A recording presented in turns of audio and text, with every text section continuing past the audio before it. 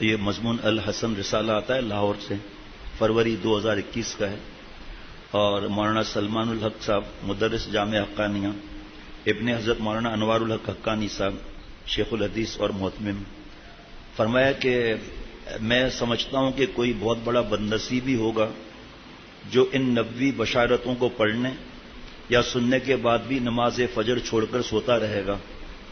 اس میں زیادہ تر جو ہر ایک کو جو تجربہ ہوتا ہے نا، اس حساب سے وہ بیان کرتا ہے۔ میں تو ظاہری بات حضرت کا غلام ہوں، لیکن اتنے برسوں سے دیکھا ہے کہ قرآن پاک پہ تفاسیر، احادیث مبارکہ، اللہ تعالیٰ کی ذات لا محدود، تو ہر ایک کا انداز الگ الگ ہوتا ہے، اسی لیے مناسبت کا معاملہ ہوتا ہے۔ تو کسی کو کیا تجربہ، جیسے ہارٹ اسپیشلسٹ کے پاس کوئی جائے، کہ بھئی مجھے سرجن نے بتایا ہے کہ تمہارا بائی پاس ہوگا، آپ کا کیا مشورہ ہے؟ کہا بھئی میں تو فزیشین ہوں، حالانکہ ہارٹ کا ہوں، تو وہ تو ہارٹ کی بات کرے گا نا۔ شوگر اسپیشلسٹ وہ شوگر کی بات کرے گا کہ کس طرح کنٹرول میں آئے۔ اسی طرح جس کے پاس جو زیادہ خط آتے ہیں اس حساب سے اللہ اس کو توفیق دیتے ہیں۔ ہماری بہو بیٹیاں جو حافظات عالمات بن رہی ہیں، برسوں برسوں برسوں کا تجربہ خط کے ذریعے یہ ہے کہ پڑھائی پر اتنا دھیان اتنا دھیان اتنا دھیان کہ فجر کی نماز نہیں، اور اس فجر پڑھ لیا تو عصر اور مغرب قضا، میرے نمبر نہ کم آ جائیں، سب کے سامنے میری بات خراب نہ ہو۔ اللہ کے پاس جو نمبر کم آ رہے ہیں اس کی فکر نہیں ہے۔ امتحانات کے زمانے میں، چاہے وہ دین کا امتحان ہو چاہے دنیا کا امتحان ہو، امتحانات کے زمانے میں اتنی فکر ہوتی ہے کہ نمبر زیادہ ہیں۔ حضرت پیارے شیخ فرماتے تھے رحمۃ اللہ علیہ کہ اس دنیا کے امتحان کی اتنی فکر ہے اور دین کے امتحان کی اتنی فکر ہے، جہاں ہمیشہ جانا ہے وہاں کی کیا فکر ہے، وہاں کے کتنے نمبر آتا ہے۔ تو پہلی خوشخبری، بروز قیامت اسے مکمل نور حاصل ہوگا۔ پیارے رسول صلی اللہ علیہ وسلم فرماتے ہیں، تاریکیوں میں پیدل چل کر مسجد جانے والوں کو قیامت کے دن مکمل نور کی بشارت دے دو۔ دوسری خوشخبری، فجر کی سنت موقدہ دنیا و مافیہ سے افضل اور بہتر ہے، تو پھر فجر کی فرض نمازوں کی کیا فضیلت ہوگی؟ آپ صلی اللہ علیہ وسلم نے فرمایا فجر کی دونوں رکعتیں یعنی سنت دنیا و مافیہ سے بہتر ہے۔ تیسری خوشخبری، مسجد کی طرف زیادہ قدم چل کر آنے سے زیادہ نیکیوں کا حصول۔ پیارے رسول صلی اللہ علیہ وسلم فرماتے ہیں، جو بندہ اپنے گھر سے مسجد کے لیے نکلتا ہے تو اس کی ہر ایک قدم پر 10 نیکیاں لکھی جاتی ہیں، اور مسجد میں بیٹھ کر نماز پڑھ رہا ہوتا ہے تو یہاں تک کہ وہ اپنے گھر کو لوٹ جائے۔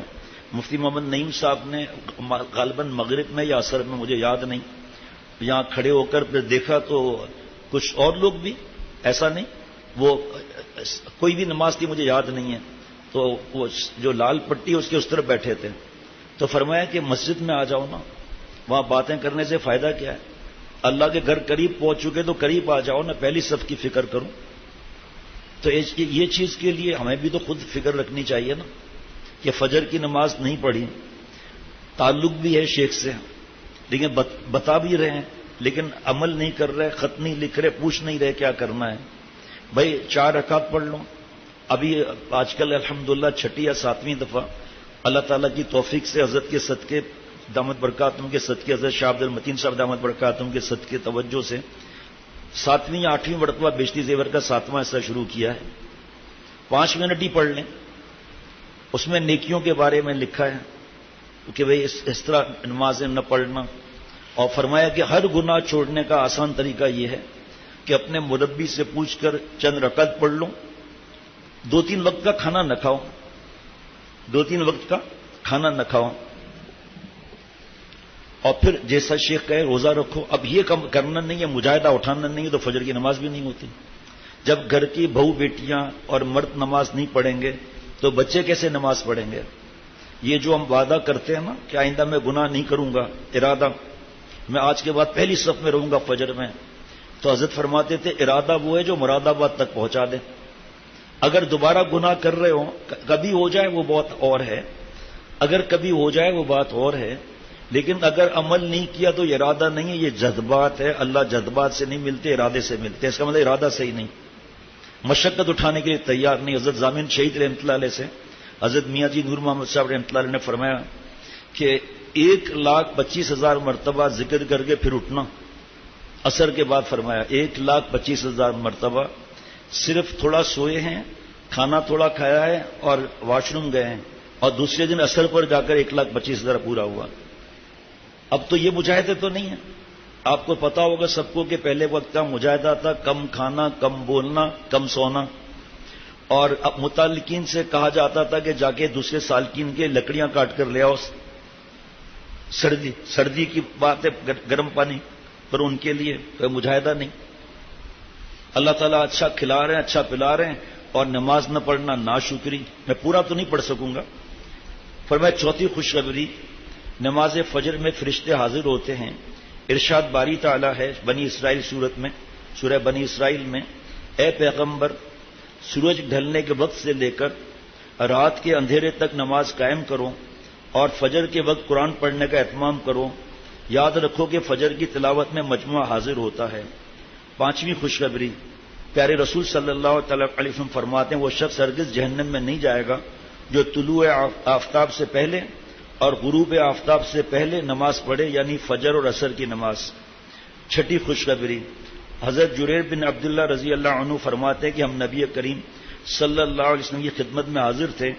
آپ صلی اللہ علیہ وسلم نے چاند کی طرف نظر اٹھائی جو 14ویں رات کا تھا. پھر فرمایا تم لوگ بے ٹوک اپنے رب کو اسی طرح دیکھو گے جیسے اس چاند کو دیکھ رہے ہو. اسے دیکھنے میں تم کو کسی قسم کی بھی مزاحمت نہ ہوگی.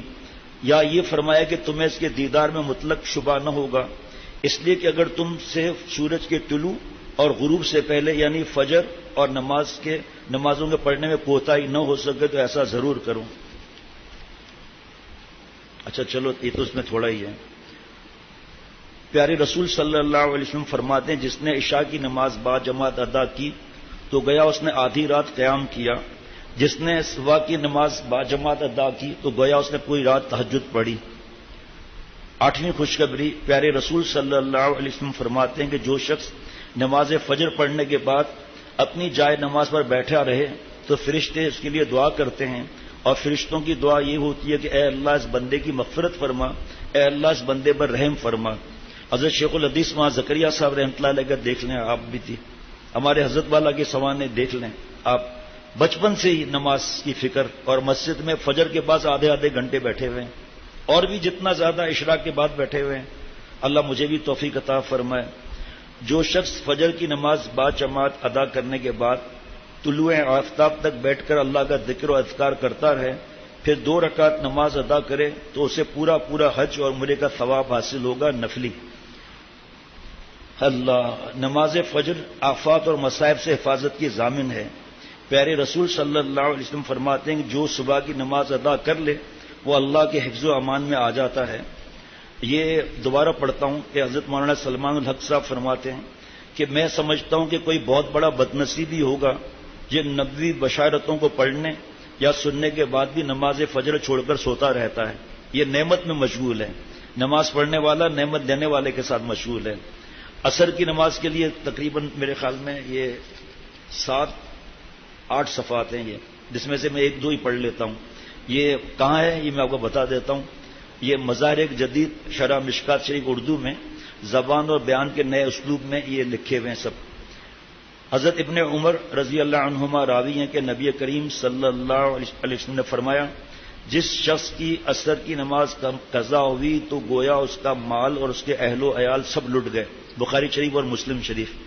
یہ مرض زیادہ خواتین میں ہے, یا جو ہم کیلولہ کرتے ہیں تو اس کے بعد پھر فجر کی نماز قضا کر لیتے ہیں, تو یہ مرض ہمارے مردوں میں تو ہے ہی کم, عورتوں میں زیادہ ہے. نمازی میں کم ہے یہ, کیونکہ ہر ایک کو کیلولے کا وقت تو نہیں ملتا. صاحب مزار فرماتے ہیں کہ مطلب یہ کہ یہ صفحہ نمبر 431 پر ہے, جلد نمبر 4 میں فرمایا کہ مطلب یہ کہ جس شخص کی عصر کی نماز قضا ہو جائے تو ایسا ہے جیسے کہ اس کا گھر بار اور مال اور اولاد سب فنا کے گھاٹ اتر جائیں یا ان میں کمی واقع ہو جائے. لہذا جس طرح کوئی شخص اپنے اہل و عیال کی تباہی اور بربادی اور مال و متاع کے نقصان سے ڈرتا رہتا ہے, جیسا کہ پہلے بھی بتایا جا چکا ہے یہاں بھی صرف عصر کی نماز ذکر کرنے کی وجہ یہ ہے کہ نماز وسطی ہے، اس کو چھوڑ دینا دوسرے نمازوں کے چھوڑنے کے مقابلے میں زیادہ گناہ ہے۔ اس کے بعد نماز کے فضائل میں فرمایا کہ حضرت عمارہ ابن رویہ رضی اللہ عنہما کہتے ہیں کہ میں نے نبی کریم صلی اللہ علیہ وسلم سے فرماتے ہوئے سنا، جس نے سورج نکلنے اور چھپنے سے پہلے 2 نمازیں یعنی فجر اور عصر کی پڑھی وہ دوزخ میں ہرگز داخل نہ ہوگا۔ مسلم شریف کی روایت۔ مطلب یہ کہ جو شخص ان دونوں نمازوں کی پابندی سے پڑھتا رہے وہ دوزخ میں داخل نہیں ہوگا۔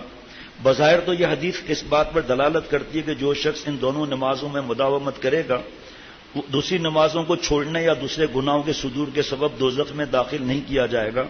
حالانکہ جمہور علماء کے نزدیک یہ بات ثابت ہے کہ نمازیں صغیرہ گناہوں کا کفارہ تو ہو جاتی ہیں، کبیرہ گناہوں کا نہیں۔ چنانچہ علامہ طیبی رحمۃ اللہ علیہ نے اس حدیث کی توجیہ یہ بیان کی ہے کیونکہ صبح کا وقت عام طور پر آرام کا ہوتا ہے، اسی طرح شام تجارت وغیرہ کی مشغولیت کا ہوتا ہے، لہذا جو شخص اس دونوں موقعوں کے باوجود ان دونوں نمازوں کی محافظت کرتا ہے وہ بزبان حال اس بات کا اظہار کرتا ہے کہ وہ دوسرے اعمال میں بھی کمی زیادتی کرنے والا نہیں۔ اللہ تعالیٰ اب آگے پھر فجر اور عشاء کی نماز کا بھی ذکر ہے۔